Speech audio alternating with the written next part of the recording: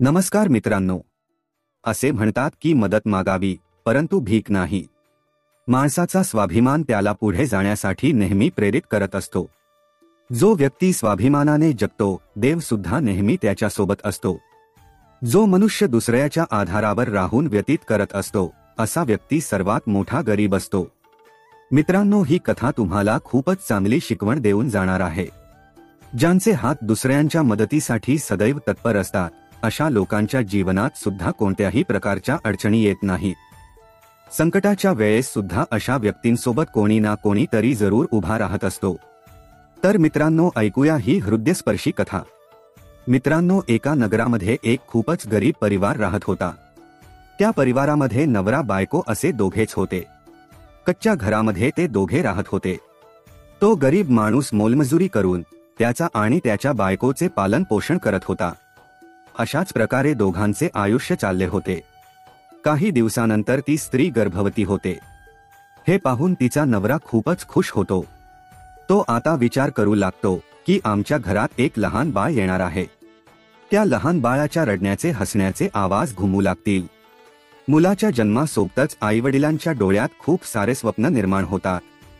ते विचार करत असतात की जेव्हा आम्हाला बाळ जन्माला येईल तेव्हा मोठा होऊन तो आमचे नाव मोठे करेल, आम्हाला म्हातारपणात आधार देईल, आम्ही त्याला चांगले शिक्षण देऊ, त्याला यशस्वी बनवू, तो आमच्या वंशाला पुढे चालवेल.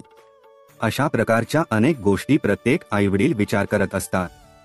तर त्या गरिबाच्या घरात आता हळूहळू तो दिवस सुद्धा येतो ज्या दिवशी त्याची बायको एका मुलाला जन्म देणार असते. तेव्हा तिचा नवरा त्या स्त्रीला हॉस्पिटलमध्ये भरती करतो. प्रसूतीची वेळ जेव्हा जवळ येते आणि इकडे तो गरीब माणूस होणाऱ्या बाळाबाबत स्वप्न सजवत असतो.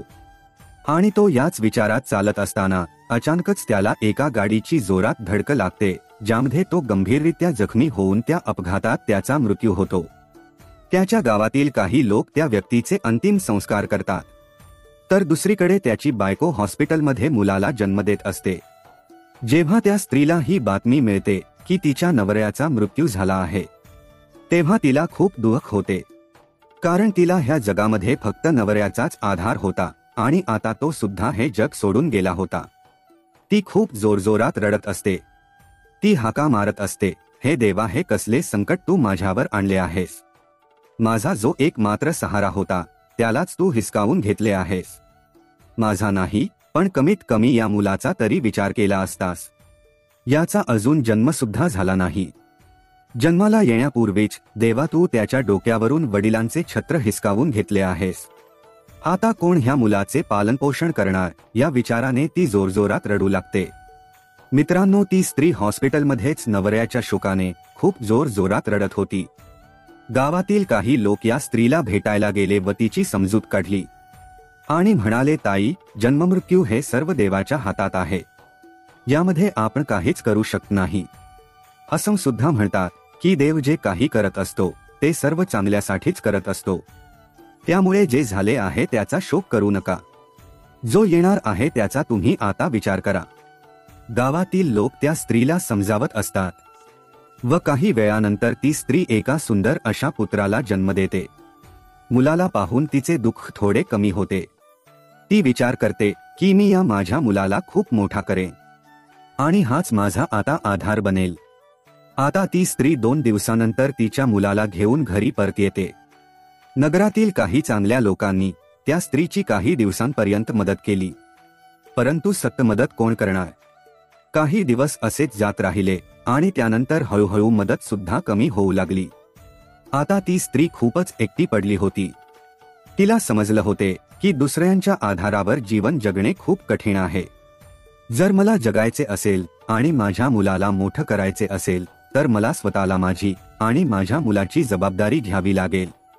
यासाठी मला आता स्वतःलाच काम करावे लागेल. त्यानंतर ती स्त्री दुसऱ्यांच्या घरी जाऊन घरकाम करू लागली. घरकाम करून जे काही पैसे मिळायचे त्या पैशांच्या आधारावर ती स्वतःचे आणि मुलाचं पालनपोषण करत होती.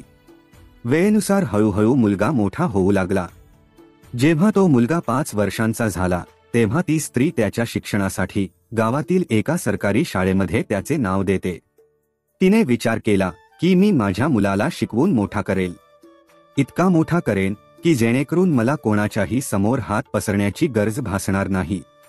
मित्रांनो, असं म्हणतात की मेहनत करणाऱ्यासाठी कोणतेही लक्ष्य दूर नसते. अशा प्रकारे ती महिला मेहनत करून तिच्या मुलाला शिकवत होती. आईचे दररोजचे कष्ट पाहून मुलाला सुद्धा लवकरच समज आली होती. त्याला समजत होते की त्याच्या घरात फक्त सांभाळणारी त्याची आई आहे. त्याचे पालन पोषण करणारे त्याचे वडील हे जग सोडून गेले आहे. आणि हे त्याला थोडेफार समजत होते. त्यामुळे तो लहान वयातच खूपच समजूतदार होता. मन लावून अभ्यास करत होता. एके दिवशी त्याची आई खूप जास्त आजारी पडली. तिला वाटले की इतके काही गंभीर झाले नसेल. तिने तिच्या तब्येतीकडे दुर्लक्ष केले.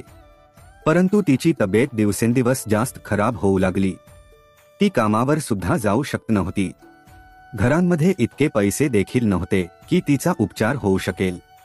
आईला अशा अवस्थेत पाहून मुलगा म्हणाला, आई थांब, काळजी करू नकोस, मी डॉक्टरांकडे जाऊन औषध घेऊन येतो, मग तुला बरं वाटेल.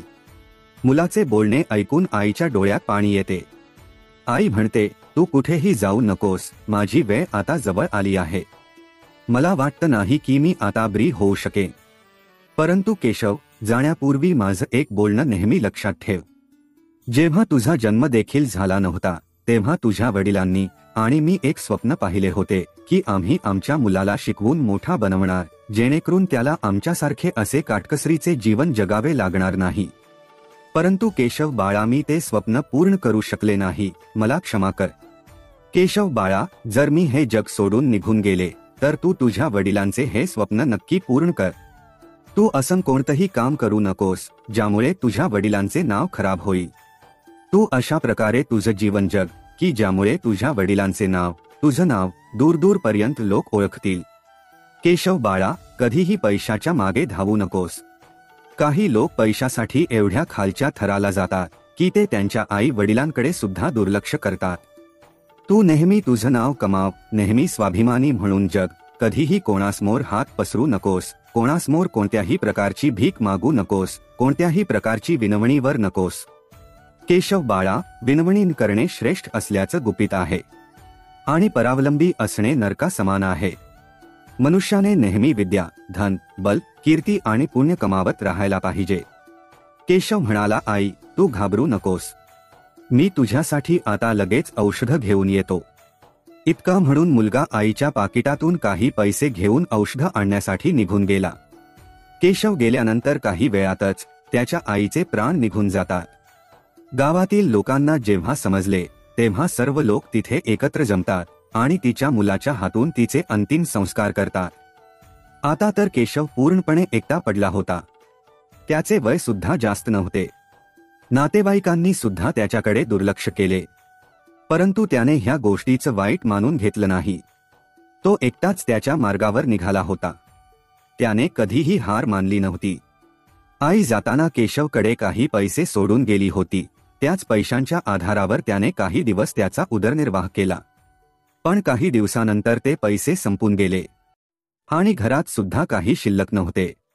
आता तर त्याच्यासमोर फक्त एकच मार्ग होता की काहीतरी काम करावे, तरच पोटाला काहीतरी मिळू शकेल आणि तेव्हाच तो शाळेचा खर्च करू शकणार होता. केशवला त्याच्या आईचं बोलणं खूप चांगल्या प्रकारे लक्षात होते की बाळा, कितीही वाईट वेळ येऊ दे पण कोणासमोरही हात पसरू नकोस. मेहनत करूनच नेहमी तुझं जीवन जग. आणि म्हणूनच त्याने कधीही कोणासमोर भीक मागितली नाही. शाळेतून आल्यानंतर तो वेगवेगळ्या ठिकाणी काम करायला जायचा. कधी चहाच्या दुकानावर, कधी एखाद्या हॉटेलवर. अशा प्रकारे ठिकठिकाणी काम करून केशवला काही पैसे मिळायचे व त्या पैशांवरच तो त्याच्या शाळेचा खर्च भागवत असे आणि खाण्यापिण्याची व्यवस्था करायचा. अशा प्रकारे लहान वयातच तो मुलगा शिक्षण सुद्धा घेत होता आणि मेहनत करून त्याचं पोट सुद्धा भरत होता. हळूहळू काही वर्ष असेच निघून गेले. मुलगा त्या गावातून आता एका शहरामध्ये शिकायला जाऊ लागला. तेव्हा केशवच्या शिक्षणाचा खर्च हळूहळू वाढू लागतो. परंतु तो हिम्मत हरला नव्हता. तो रोजच्या रोज शाळेत जायचा. तो जे काही कमवायचा ती सर्व त्याची कमाई शाळेच्या खर्चात आणि जे थोडे काही पैसे वाचायचे त्या पैशांवर तो त्याचा उदरनिर्वाह चालवत होता. जर तो पूर्ण दिवस एका ठिकाणी काम करत असता तर मग त्याला शिक्षण मध्येच सोडावे लागले असते. आणि जर फक्त शिक्षणच घ्यायचं ठरवलं असतं तर त्याला उपाशी राहावं लागलं असतं. आणि म्हणूनच तो दोन्ही काम एकत्र करत होता. एके दिवशी केशव शाळेतून घरी परत आला व त्यानंतर तो काम शोधण्यासाठी निघाला. परंतु त्या दिवशी त्याला कोणतंही काम मिळालं नाही. पूर्ण दिवस असाच निघून गेला. शेवटी निराश होऊन घरी परत आला. आज त्याला कोणत्याही प्रकारचं काम मिळालं नव्हतं, त्यामुळे त्याला खायला सुद्धा आज काहीच मिळणार नव्हतं. त्या दिवशी केशवला उपाशी पोटीच राहावं लागलं. तो फक्त पाणी पिऊन त्या रात्री झोपला आणि सकाळी उठून उपाशीच तो शाळेत गेला. आणि शाळा सुटल्यानंतर जेव्हा घरी आला तेव्हा पुन्हा काम शोधण्यासाठी निघून गेला. केशव विचार करत होता की काल काम मिळाले नाही, परंतु आज मला नक्कीच काम मिळेल. परंतु दुर्भाग्य त्याचा पाठलाग सोडत नव्हते. त्या दिवशी सुद्धा त्याला काहीच काम मिळाले नाही. आज पुन्हा त्याला उपाशीच झोपावं लागलं. पोटातील आग आता खूपच वाढली होती. तेव्हा त्याच्या मनात विचार आला की उपाशीपोटी अभ्यास सुद्धा करता येत नाही. जर मी कोणाकडे काही खाण्यासाठी मागितलं तर माझं पोट भरू शकेल, पोटाची आग शांत होऊ शकेल. परंतु लगेचच त्याला आईचं बोलणं आठवलं की कधीच भीक मागून खाऊ नकोस, नेहमी मेहनतीनेच कमावूनच खा. केशव सुद्धा खूपच स्वाभिमानी होता. कोणाकडे काही मागण्याची त्याची हिंमत झाली नाही. तो विचार करत होता काहीही झालं तरी चालेल, परंतु भीक मागून मी खाणार नाही. जर मी भीक मागून खायला सुरुवात केली तर लोक मला भिकारी म्हणतील. देवाने पोट दिले आहे, मग त्या पोटाची आग शांत करण्यासाठी अन्न सुद्धा देवच देईल. केशव त्या दिवशी सुद्धा उपाशी पोटी झोपतो आणि सकाळी जेव्हा तो उठतो तेव्हा त्याला उपाशी असल्यामुळे चक्कर येऊ लागते. त्याचं वय कमी असल्या कारणाने त्याला आता भूक सहन होत नव्हती. आज तो शाळेत सुद्धा गेला नव्हता. केशवने विचार केला की आज मी सकाळपासूनच काम शोधण्यासाठी जातो. काम भेटलं तर काहीतरी खायला तरी मिळेल. त्यानंतर केशव काम शोधण्यासाठी इकडे तिकडे भटकू लागला. त्याच्या डोळ्यांसमोर अंधार येत होता. त्याला चालण्याची सुद्धा शक्ती नव्हती. तेव्हा केशव एका झाडाखाली बसून विचार करू लागला की जर मला या वेळेला काही अन्न मिळाले नाही तर माझे प्राण निघून जातील. मला काहीतरी हालचाल करावेच लागेल. पुन्हा त्याच्या मनात भीक मागण्याचा विचार येतो, परंतु त्याचे अंतर्मन त्याला हे करण्यापासून थांबवत होते. केशवचे अंतर्मन त्याला सांगत होते की तू गरीब आहेस परंतु भिकारी नाहीस. तू जर आता भीक मागितलीस तर मग तुला भीक मागण्याची सवय लागेल आणि मग तू भिकारी नशील. खूप वेळ झाला केशव त्याच प्रश्नांमध्ये होता. त्यानंतर त्याच्या मनामध्ये विचार आला की भीक मागणं ही वेगळी गोष्ट आहे आणि मदत मागणे वेगळी गोष्ट आहे.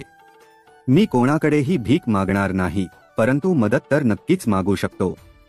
भीक मागणं ते आहे जे घेतल्यानंतर पुन्हा परत दिले जात नाही, परंतु मदत मागणं ते आहे जे तुम्ही कधीही परत करू शकता. केशवने विचार केला की आज मी कोणाकडे तरी मदत मागतो. जेव्हा माझ्याकडे असेल तेव्हा मी त्याला ते परत करेन. असा विचार करून केशव उठतो आणि त्याच्या गावात जातो. गावाच्या सुरुवातीलाच एक घर त्याला दिसते. केशव तिथे जातो आणि दरवाजा वाजवतो आणि त्या घरातून एक स्त्री बाहेर येते.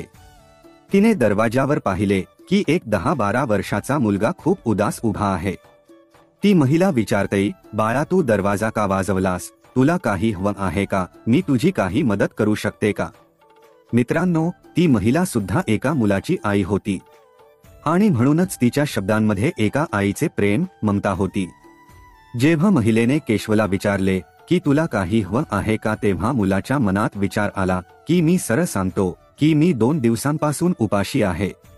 पण त्याच वेळी त्याच्या स्वाभिमानाने त्याला थांबवले आणि केशव त्या महिलेला जेवण मागण्याऐवजी पाणी मागतो. केशव म्हणतो की मला खूप जोरात तहान लागली आहे आणि म्हणूनच मी तुमच्या घराचा दरवाजा वाजवला आहे. मला एक ग्लास पाणी मिळेल का? मित्रांनो, परंतु ती महिला खूपच समजूतदार होती. तिने जेव्हा केशवला पाहिलं तेव्हाच तिला समजलं की हा मुलगा खूप उपाशी आहे. ती केशवला म्हणते, बाळा तू थोडा वेळ थांब, मी तुला पाणी घेऊन येते. ती महिला आत जाते आणि तिच्या स्वयंपाक घरामध्ये काही लाडू ठेवले होते.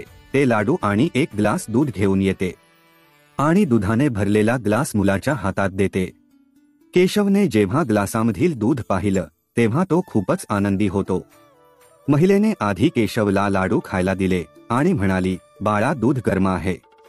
तू आधी लाडू खा. जेव्हा दूध थंड होईल तेव्हा तू दूध पिऊन घे. केशव जेव्हा त्या महिलेला पाहतो तेव्हा त्याला असंच वाटत होते की त्याचीच आई त्याला दूध प्यायला देत आहे. मनातल्या मनात केशव विचार करत असतो की किती चांगली आई आहे. मी फक्त एक ग्लास पाणी मागितलं होतं, परंतु ही महिला तर माझ्यासाठी दूध घेऊन आली. या आईला कसं समजलं की मी उपाशी आहे. केशव तिथेच बसतो आणि लाडू खातो व त्यानंतर दूध पितो. तेव्हा ती महिला म्हणते, बाळा, तुला आणखी काही हवं आहे का? मुलगा विचार करू लागतो की या दुधाच्या बदल्यात मी ह्या मातेला काय देऊ शकतो.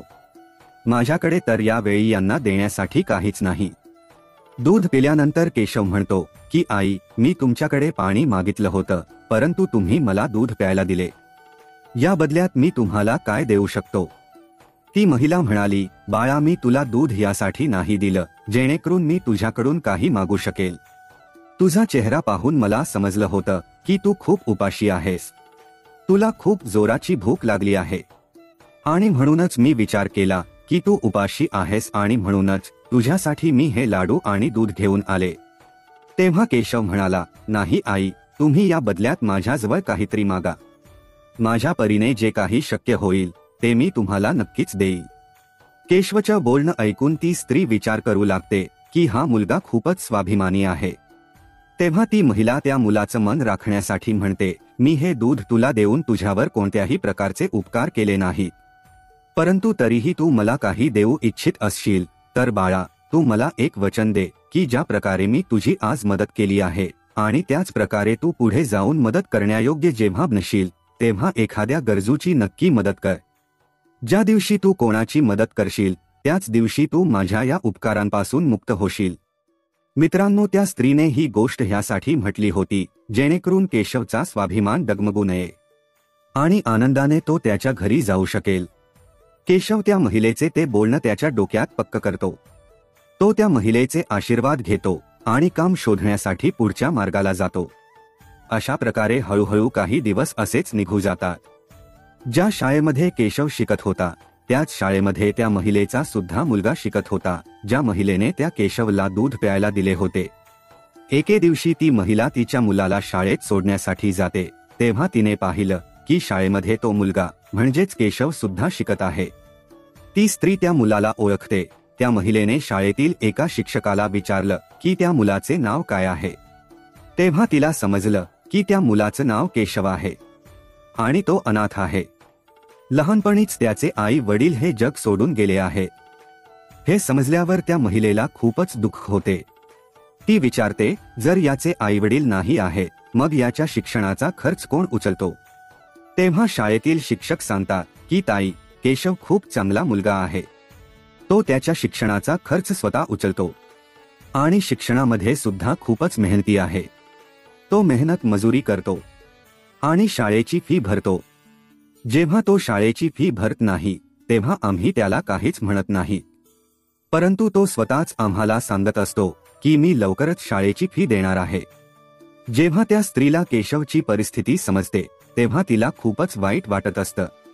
तिला हेच वाटत असतं की तिने केशवची काहीतरी मदत करावी. त्याचे या जगात कोणीच नाही, अशाच लोकांची तर मदत करायला हवी. आणि मग तेव्हा देवसुद्धा आपली मदत करत असतो. ज्यांचे कोणीच नसते त्यांचा देव असतो. त्या स्त्रीने विचार केला की केशव माझ्याकडून पैसे तर घेणार नाही, कारण तो खूपच स्वाभिमानी आहे. तेव्हा ती महिला शिक्षकाला म्हणाली, गुरुजी, मी जर या केशवची फी भरत असेल तर तुम्हाला काही अडचण तर नाही ना? तेव्हा ते शिक्षक म्हणाले, ताई, तुमचे विचार खूप चांगले आहेत. तुम्ही जर त्याची शाळेची फी भरत असाल तर या गोष्टीची आम्हाला काहीच अडचण नाही, परंतु केशव या गोष्टीसाठी कधीही तयार होणार नाही. तेव्हा ती स्त्री म्हणते, मला त्या मुलाची मदत करायची आहे. तुम्ही काहीतरी करा आणि केशवला समजावून सांगा. त्याला तुम्ही सांगा की त्याची परिस्थिती पाहून सरकारने त्याची फी माफ केली आहे. त्याला यापुढे फी भरण्याची काहीच गरज नाही. मित्रांनो, ते शिक्षक सुद्धा त्या स्त्रीच्या बोलण्याशी सहमत होतात. त्यानंतर ती महिला पूर्ण वर्षाची केशवची शाळेची फी भरून घरी निघून जाते. अशा प्रकारे केशवच्या प्रत्येक वर्षाची शाळेची फी ती स्त्री भरू लागली, जेणेकरून केशव मन लावून शिकू शकेल. आता तर केशव खूप मन लावून अभ्यास करत होता आणि पोट भरण्यासाठी एका दुकानात तो काम करत असे. त्या महिलेने केलेल्या थोड्याशा मदतीने केशवचे दिवस खूप चांगल्या प्रकारे बदलले होते. अशा प्रकारे काही वर्ष आणखी निघून गेली आणि आता पुढचे शिक्षण घेण्यासाठी केशवला मोठ्या शहरात जावं लागलं. त्याने विचार केला की शहरात राहून मी एखादी छोटी नोकरी करेल आणि माझं पुढचे शिक्षण सुद्धा पूर्ण करेन. या गोष्टीची माहिती त्या महिलेला तेव्हा मिळते जेव्हा ती केशवच्या शाळेची फी भरण्यासाठी शाळेमध्ये जाते. ती महिला जेव्हा केशवची फी जमा करते तेव्हा शिक्षक तिला सांगतात, ताई, केशव तर त्याचे पुढचे शिक्षण पूर्ण करण्यासाठी शहरात गेला आहे. आता तुम्हाला त्याची फी जमा करण्याची काहीच गरज नाही. त्या स्त्रीने जेव्हा हे ऐकलं तेव्हा ती विचार करू लागली, काहीच हरकत नाही. देवाने मला त्याची मदत करण्यासाठी कदाचित इतकाच वेळ दिला होता. देवा, त्या बाळावर तुझी दयादृष्टी सदैव ठेव. तो जिथे कुठे असेल तिथे त्याला नेहमी आनंदात ठेव. अशा प्रकारे केशवला मनामध्ये आशीर्वाद देऊन ती स्त्री तिच्या घरी परत आली. तिकडे केशव शहरात जाऊन त्याचे शिक्षण घेऊ लागला. जो काही वेळ त्याच्याकडे शिल्लक असायचा त्यामध्ये तो एका दुकानावर जाऊन काम करू लागला. मित्रांनो, अशा प्रकारे 25 वर्ष पूर्ण होतात. त्या 25 वर्षांमध्ये पुन्हा केशव त्या स्त्रीला कधीच भेटला नाही किंवा ती महिला सुद्धा त्याला भेटली नाही. त्या स्त्रीचा मुलगा आता एक मोठा व्यापारी बनला होता. ती स्त्री श्रीमंत होती, त्यातच मुलगा व्यापार करून मोठ्या प्रमाणात पैसा कमावत होता. त्या स्त्रीचा मुलगा सुद्धा खूपच संस्कारी होता. तो सुद्धा त्याच्या आईवर खूप प्रेम करायचा. एके दिवशी त्याची आई खूप जास्त आजारी पडते. संध्याकाळी जेव्हा मुलगा घरी येतो तेव्हा आईची अवस्था पाहून त्याला खूपच काळजी वाटते. तो त्याच्या आईला ताबडतोब हॉस्पिटलमध्ये भरती करतो आणि जेव्हा डॉक्टर तिची तपासणी करतात तेव्हा त्यांना समजतं की तिला कॅन्सर झाला आहे. तो मुलगा डॉक्टरांना म्हणतो, डॉक्टर साहेब, तुम्ही माझ्या आईचे चांगले उपचार करा. तुम्ही पैशांची काहीच काळजी करू नका. तेव्हा डॉक्टर म्हणतात की तुमच्या आईला कॅन्सर झाला आहे आणि कॅन्सरचे उपचार खूप जास्त महाग असतात. छोट्या हॉस्पिटलमध्ये यावर उपचार करणे शक्य नाही. यासाठी तुम्हाला एखाद्या मोठ्या शहरात जाऊन मोठ्या हॉस्पिटलमध्ये उपचार करून घ्यावे लागतील. मुलगा म्हणाला, डॉक्टर साहेब, मी माझ्या आईसाठी काहीही करायला तयार आहे. तुम्ही मला सांगा की माझ्या आईचा उपचार कुठे करायचा. तेव्हा डॉक्टर त्याला मुंबईत जाण्याचा सल्ला देतात. त्यांनी सांगितले की मुंबईमध्ये एक कॅन्सरचे खूप मोठे हॉस्पिटल आहे. जर तिथे जाऊन उपचार करून घेतले तर तुझी आई पूर्णपणे बरी होऊ शकेल, नाहीतर तुझ्या आईचे प्राण सुद्धा जाऊ शकतात. हे ऐकून मुलगा खूपच घाबरतो आणि तो ताबडतोब आईला घेऊन मुंबईला निघून जातो. ती स्त्री तिच्या मुलाला सारखा नकार देत असते की तू मला मुंबईला घेऊन जाऊ नकोस. आपल्याकडे इतके पैसे नाही की माझ्यावर उपचार होऊ शकतील. आपण इथूनच औषध घेऊया. हळूहळू मी बरी होईल, तू काळजी करू नकोस. तेव्हा मुलगा म्हणाला, आई, या जगामध्ये एक तूच तर आहेस जिच्यामुळे मला कधीही एकटे वाटत नाही. तूच माझा आधार आहेस, जिच्यामुळे मला कोणत्याही गोष्टीची काळजी नसते. त्यामुळे काहीही होऊ दे, मी तुझ्यावर चांगले उपचार करणारच. पैसे संपले तर मी पुन्हा कमावू शकेल, परंतु मला आई पुन्हा मिळणार नाही. अशा प्रकारे मुलगा त्याच्या आईला मुंबईला घेऊन जातो. मुलाने वेळ वाया न घालवता आईला ताबडतोब त्या हॉस्पिटलमध्ये ऍडमिट केले आणि डॉक्टर उपचार करायला सुरुवात करतात. तेव्हा तो मुलगा त्याच्या आईचे रिपोर्ट डॉक्टर साहेबांना दाखवतो.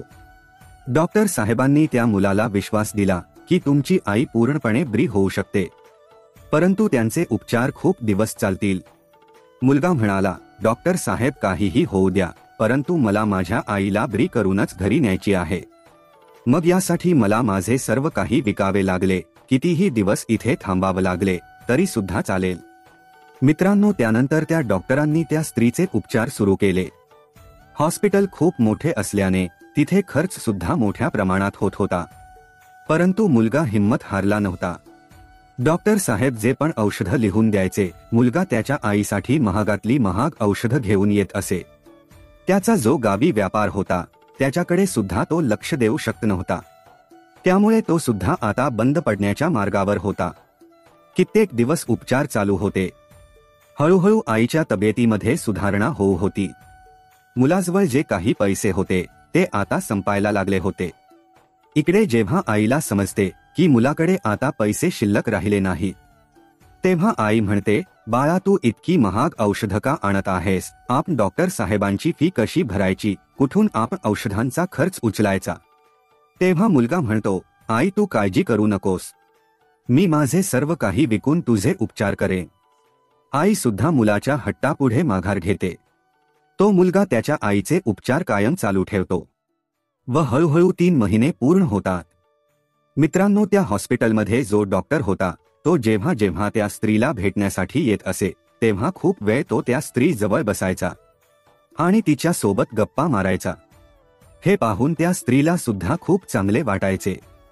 ती विचार करायची की हा इतका मोठा डॉक्टर आहे, याच्याकडे इतके पेशंट असतात, तरी सुद्धा हा माझ्यासोबत बोलण्यासाठी इतका वेळ कसा काढतो.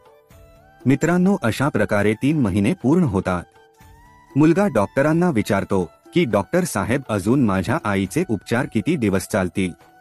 डॉक्टर मुलाला सांगतात, तुम्ही काळजी करू नका, तुमची आई आता पूर्णपणे स्वस्थ झाली आहे. मी त्यांची आणखी एकदा तपासणी करतो. त्यांचे रिपोर्ट नॉर्मल आले की मग तुम्ही तुमच्या आईला घरी घेऊन जाऊ शकता. मित्रांनो, त्यानंतर त्या आईचा मुलगा रिपोर्ट येण्याची वाट पाहू लागला. 2 दिवसानंतर रिपोर्ट आले तेव्हा मुलगा पुन्हा डॉक्टरांना भेटण्यासाठी जातो आणि विचारतो, डॉक्टर साहेब माझी आई बरी झाली आहे का? काही काळजी करण्याची गोष्ट तर नाही ना? तेव्हा डॉक्टर साहेब म्हणतात, तुम्ही काळजी करू नका, सर्व रिपोर्ट्स नॉर्मल आहे, तुमची आई पूर्णपणे बरी झाली आहे, आता तुम्ही तुमच्या आईला घरी घेऊन जाऊ शकता. डॉक्टरांचं बोलणं ऐकून मुलगा खूपच आनंदी होतो आणि डॉक्टरांचे तो खूप आभार व्यक्त करतो आणि देवाचे देखील खूप आभार मानतो की माझी आई इतक्या गंभीर आजारातून वाचली आहे. मुलगा आई जवळ जातो आणि आईला म्हणतो की आई तू आता पूर्णपणे बरी झाली आहेस, आता आपण लवकरच आपल्या घरी जाऊ. मुलाचे हे बोलणं ऐकून आई सुद्धा खूप आनंदी होते. परंतु पुढच्या क्षणी तिच्या मनात विचार येतो की मी तर ठीक झाले आहे, परंतु या हॉस्पिटलचे जे बिल झाले असेल ते लाखो रुपयांमध्ये असेल, मग ते बिल माझा मुलगा कसा फेडू शकेल? इतक्या मोठ्या रकमेची व्यवस्था माझा मुलगा कुठून करू शकेल? जवळ जे काही पैसे होते ते सर्व औषधांवर खर्च झाले आहे. आईला उदास पाहून मुलगा आईला समजावतो आणि म्हणतो, आई तू उदास होऊ नकोस, मी माझं सर्व काही विकून हॉस्पिटलचे बिल देऊन टाकेन. घर पैसा नंतरही कमवता येईल, म्हणूनच तू या गोष्टींची काळजी करू नकोस. मुलगा त्याच्या आईला खूप समजावत असतो, परंतु आई शेवटी आई असते, तिला तिच्या मुलाची काळजी जर वाटणारच. आई विचार करते की जर माझा मुलगा सर्व काही विकेल मग तो पुढे त्याचा आयुष्य कसा जगेल, याच्या भविष्याचं काय होईल. जेव्हा पुढच्या दिवशी आईच्या डिस्चार्जची वेळ असते तेव्हा हॉस्पिटलमधील एक कर्मचारी एक कागद घेऊन त्या आई आणि मुलाकडे येतो आणि त्या मुलाला म्हणतो की डॉक्टरांनी तुमच्यासाठी हे बिलाचे पेपर पाठवले आहे, तुम्ही हे बिल व्यवस्थित वाचून घ्या व त्यानंतर हे बिल तुम्ही देऊन तुमच्या आईला घरी घेऊन जाऊ शकता. बिलाचे पेपर देऊन हॉस्पिटलचा कर्मचारी तिथून गेला व त्यानंतर तो मुलगा ते बिल उघडून पाहतो. तो विचार करत असतो, माहित नाही किती बिल असेल. मुलाला काळजीत पाहून आई सुद्धा टेन्शनमध्ये येते. आई एकदमच मुलाच्या हातातून ते बिल उघडून पाहते. इतक्यात हॉस्पिटलमधील सर्वात मोठे डॉक्टर ज्यांनी त्या आईचे उपचार केले होते ते सुद्धा तिथे पोहोचतात. आईने जेव्हा बिल उघडून पाहिले तेव्हा त्यामध्ये एक छोटासा कागद होता. त्या कागदावर लिहिले होते, आई तुम्ही तुमचे बिल तर 25 वर्षांपूर्वीच फेडले आहे, जेव्हा तुम्ही एका 3 दिवसाच्या उपाशी मुलाला लाडू आणि दूध प्यायला दिले होते, आणि कित्येक वर्ष तुम्ही त्या मुलाच्या शाळेची फी भरली होती. ती चिठ्ठी वाचून आईच्या डोळ्यातून पाणी येऊ लागते. तिचा मुलगा आईला विचारतो, आई किती बिल झाला आहे? तेव्हा आई ती चिठ्ठी तिच्या मुलाकडे देते. मुलगा जेव्हा चिठ्ठी वाचतो तेव्हा तो सुद्धा हैराण होतो. मुलगा त्याच्या आईला विचारतो, आई तू डॉक्टर साहेबांना आधीपासून ओळखतेस का? तेव्हा आई म्हणते, बाळा मी डॉक्टर साहेबांना आधीपासून ओळखत नव्हते, परंतु आता मला समजले आहे की डॉक्टर साहेब कोण आहेत. बाळा, 25 वर्षांपूर्वी जेव्हा तू खूप लहान होतास तेव्हा तुझ्याच वयाचा एक मुलगा भर दुपारी आपल्या घरी आला होता. तो उपाशी होता. त्याने माझ्याजवळ एक ग्लास पाणी मागितलं. मी जेव्हा त्या मुलाला पाहिलं तेव्हा मला समजलं होतं की तो उपाशी आहे. तेव्हा मी स्वयंपाकगृहात गेले. स्वयंपाकगृहात दुसरे काहीच नव्हते, परंतु तिथे दूध आणि लाडू होते. मी त्याला तेच खायला दिले. तो कित्येक दिवसांपासून उपाशी होता. त्याने दूध आणि लाडू खाल्ले, परंतु तो खूपच स्वाभिमानी मुलगा होता. तो मला म्हणाला की आई, तू माझी आज भूक भागवली आहेस, परंतु तुझे मी हे उपकार कशा प्रकारे फेडू? तू माझ्याकडे काहीतरी माग. तेव्हा मी त्याचं मन राखण्यासाठी म्हणाले, बाळा, ज्या प्रकारे आज मी तुझ्या वाईट काळात तुझी मदत केली आहे, त्याच प्रकारे जेव्हा तू मोठा होशील, मदत करण्याच्या लायकीचा होशील, तेव्हा तू सुद्धा कुठल्यातरी गरजू व्यक्तीची मदत कर. मला काय माहित होते की ज्याला मी दूध आणि लाडू खायला दिले होते तोच मुलगा 25 वर्षानंतर इतका मोठा डॉक्टर बनेल. लोक तर आज खाऊन उद्या विसरून जातात, परंतु त्या मुलाने माझे ते छोटेसे उपकार अजूनपर्यंत लक्षात ठेवले आहेत. मला अजूनही आश्चर्य वाटत आहे की तो मुलगा म्हणजे हे डॉक्टर साहेब आहेत. मित्रांनो, इकडे आई आणि मुलगा बोलत होते तर दरवाजाच्या बाहेर डॉक्टर साहेब त्यांचे बोलणं ऐकत होते. त्यांच्या डोळ्यांमध्ये पाणी होतं आणि लहानपणीच दृश्य त्यांच्या डोळ्यासमोर होते जेव्हा ते उपाशीपोटी त्या आईजवळ पोहोचले होते. डॉक्टर साहेब पुढे येऊन त्या आईच्या चरण स्पर्श करतात आणि म्हणतात, आई, मी तो छोटासा मुलगा आहे ज्याच्या स्वाभिमानाची तुम्ही रक्षा केली होती. तुम्ही जे काही म्हणाला होता ते तुमचे शब्द अजूनही माझ्या कानामध्ये गुंजत आहे. मी तुमच्या त्याच शब्दांना माझे संस्कार बनवले. मी माझ्या आयुष्यात खूप दुःख पाहिले आहे, पण कधीच मी माझी हिंमत हरलो नाही. मी तुमचा खूप मोठा कर्जदार आहे. जर तुम्ही माझ्या शाळेची फी भरली नसती तर मी आज इतका मोठा डॉक्टर बनलो नसतो. हे तुमचेच उपकार आहेत. आई, मी तर तुम्हाला त्याच दिवशी माझी आई मानले होते ज्या दिवशी तुम्ही तुमच्या ममतेच्या सावलीमध्ये बसवून मला लाडू आणि दूध दिलं होतं. इतका म्हटल्यानंतर डॉक्टर साहेब जे आईच्या औषधांमध्ये पैसे खर्च झाले होते ते सर्व पैसे परत करतात आणि त्या म्हाताऱ्या आईच्या चरणांमध्ये त्यांचे डोकं ठेवतात. ती आई डॉक्टर साहेबांना उचलून तिच्या हृदयाला लावते. डॉक्टर साहेब आणि त्या म्हाताऱ्या आईच्या डोळ्यातून घळाघळा अश्रू वाहत होते. जेव्हा हे दृश्य हॉस्पिटलमधील सर्व कर्मचारी पाहतात तेव्हा ते सुद्धा पाहून हैराण होतात. सर्वांच्या डोळ्यांमध्ये पाणी असतं. तेव्हा ती आई डॉक्टर साहेबांना म्हणते, बाळा, मनुष्याने कधीच त्याच्या आयुष्यात येणाऱ्या परिवर्तनापासून घाबरू नये. मनुष्याने त्याचे हे परिवर्तन हा विचार करून स्वीकारले पाहिजे की त्यांच्या आयुष्यात नक्कीच काहीतरी चांगलं होणार आहे. या परिवर्तनापासून माणूस खूप काही शिकू शकतो आणि तो योग्य मार्गाला लागू शकतो. वाईट मार्गापासून माणूस वाचू शकतो. जो त्याच्यासोबत घडलेल्या घटनांमुळे हिंमत हारतो तो त्याच्या आयुष्यात कधीच पुढे जाऊ शकत नाही. अंधार कितीही दाट असू दे, एक छोटासा दिवा तो अंधार नष्ट करतो.